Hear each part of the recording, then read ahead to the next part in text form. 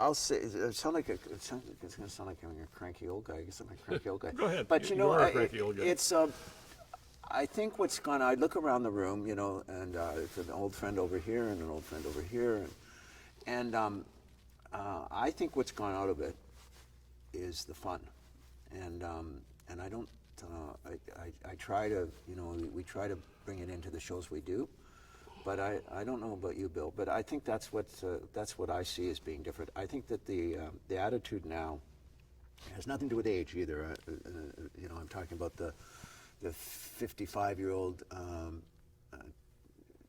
talking actors and technicians, people in production, all sorts, and the 25-year-olds. I don't feel the. They're not passionate plumbers. Let's put it that way. There's an entitlement there is issue now that did not exist back then, for sure. But as to Indigenous production, again, it comes down to money. Vancouver has always, for whatever reason, been seen as a production hub and not necessarily a creative hub. I remember once I had a production company with two partners, and we were pitching a comedy, and this was to CBC.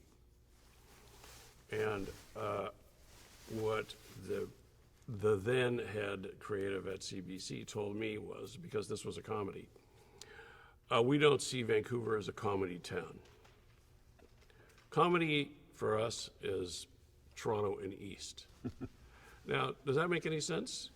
No, it makes absolutely no sense whatsoever. So it's that kind of attitude where this has been a production hub, but as far as developing, and it was identified a long time ago that the need to develop intellectual property locally was key to the long-term success of the film business.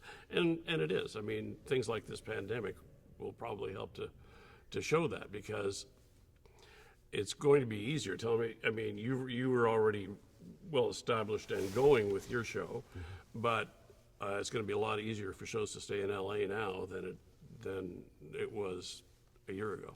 Yeah, well, Justis can answer that better than I, because I'm on the golf course and he's in the production office. I think it's going to be very difficult. I think it's going to be very difficult anywhere in the world where you have to travel people.